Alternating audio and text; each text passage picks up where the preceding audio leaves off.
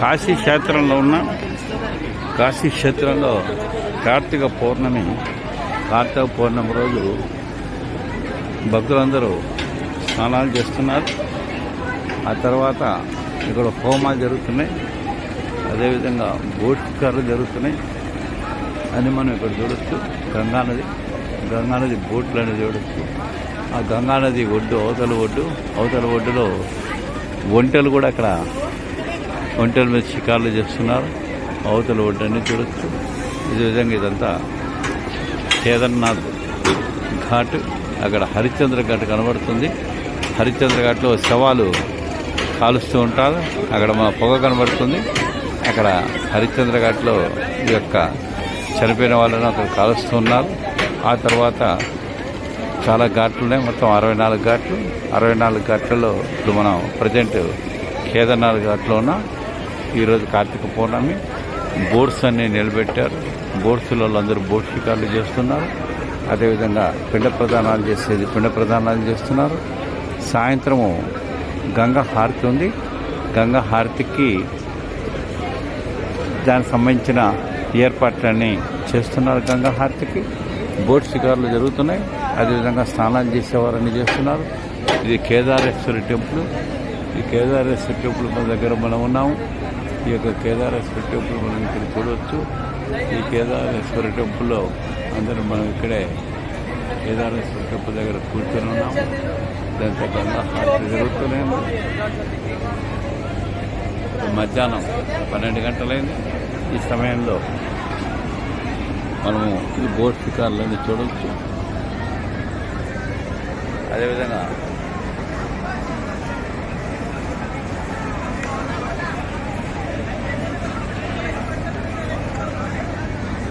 కేదారేశ్వర ఘాట్లో అక్కడ కింద పూజలు చేసుకుంటున్నారు. పిండ ప్రదానాలు పిండ ప్రదానాలు వదిలేస్తున్నారు. బోట్ షికారు చేస్తున్నారు. గంగా నది అవతల ఒడ్డున ఈ యొక్క ఒంటె షికార్లు అలాంటివన్నీ ఇక్కడ జరుగుతూనే ఉన్నాయి. అక్కడ హరిశ్చంద్ర ఘాట్లో శవదానాలు జరుగుతూనే ఉన్నాయి. కేదార్ ఘాట్లో అందరం వచ్చి ఇక్కడ కూర్చొని ఉన్నాము. కేదార్ ఘాట్ చూడవచ్చు.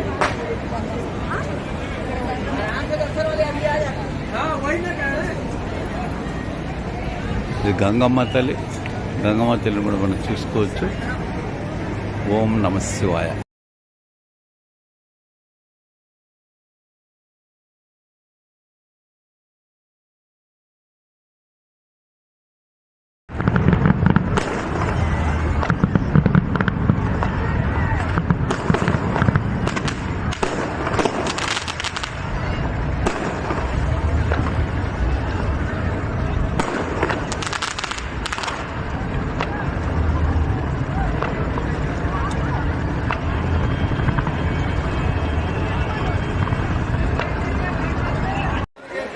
ఇది నైమిసారణ్యంలో ముఖ్యంగా చక్రకుండు. ఈ యొక్క ప్రపంచంలో అతి పవిత్రమైన ఆధ్యాత్మిక ప్రదేశం ఏదని దేవతలు బ్రహ్మను అడగ్గా బ్రహ్మ గరికను భూలోకంలో వదలడం జరిగింది. గరిక వచ్చి ఇక్కడ పడింది. ఇది పవిత్రమైన ప్రదేశంగా భావిస్తారు. ఈ చక్రకుండలో స్నానం చేస్తే 7 జన్మల్లో చేసిన పాపం పోతుందని చెప్పి పెద్దలు చెప్తారు. అందుకని చక్రకుండలో కూడా అందరూ స్నానం చేయడం జరుగుతుంది.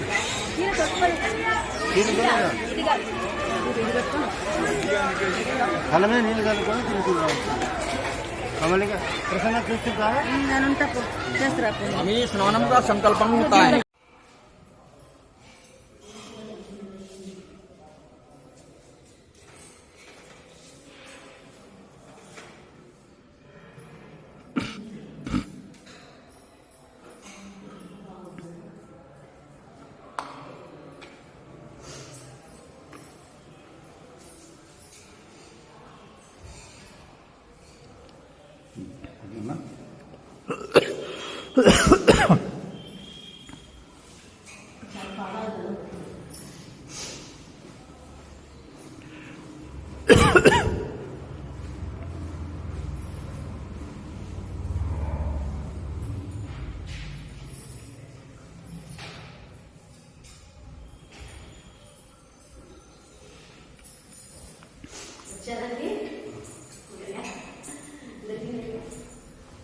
Very good.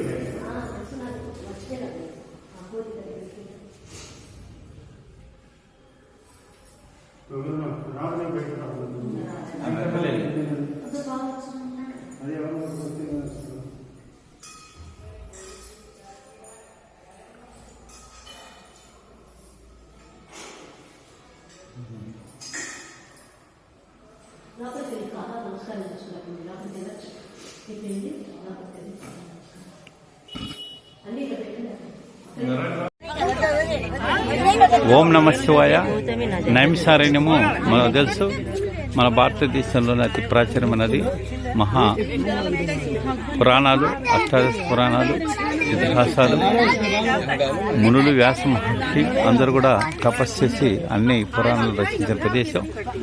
ఆ యొక్క నైమిషారణ్యంలో ముఖ్యమైనది రుద్రకుండము. ఇది గోమతి నది, గోమతి నది తీర ప్రాంతము. ఈ గోమతి నదిలో ఉన్న విశేషం ఏమిటి అంటే, మనము ఈ యొక్క గోమతి నదిలో బిల్వం వేస్తాము. అదేవిధంగా ఇక్కడ మనం పండు వేస్తాము. పండు వేసినప్పుడు ఆ బిల్వము కొన్ని పత్రాలు లోపల శివుడు స్వీకరిస్తాడు. స్వీకరించి మరలా కొన్ని పత్రాలు మనకు పైకి రావడం జరుగుతుంది. అదేవిధంగా పండు కూడా లోపలికి పోతుంది. తర్వాత కొన్ని పళ్ళు పైకి వస్తాయి. అట్లా లోపల శివుడు ఉంటాడు. మనం వేసిన బిల్వపత్రాల పండ్లు కొన్ని శివుడు స్వీకరించి తర్వాత మనకు కొన్ని పండ్లు ప్రసాదంగా పైకి ఇస్తాడు. అది ఈ యొక్క క్షేత్రం యొక్క విశేషం. ఇదంతా కూడా గోమతి నది తీర ప్రాంతము. ఇది చాలా విశేషమైన ప్రదేశం. ఈ యొక్క నైమిషారణ్యం వచ్చిన యాత్రికులందరూ కూడా నైమిషారణ్యం వచ్చిన యాత్రికులందరూ కూడా ఈ యొక్క గోమతి నది తీరాన ఈ ప్రాంతాన్ని సేవించి ఇక్కడ అనుభూతులు పొందుతారు. ఇది చాలా మంచి ప్రాధాన్యత కలిగిన క్షేత్రం. ఓం నమ శివాయ. ఓం నమ శివాయ. ఇది వేదవ్యాసుని ప్రదేశం. వేదవ్యాసుని మనం చూడొచ్చు. ఈ యొక్క నైమిషారణ్యంలో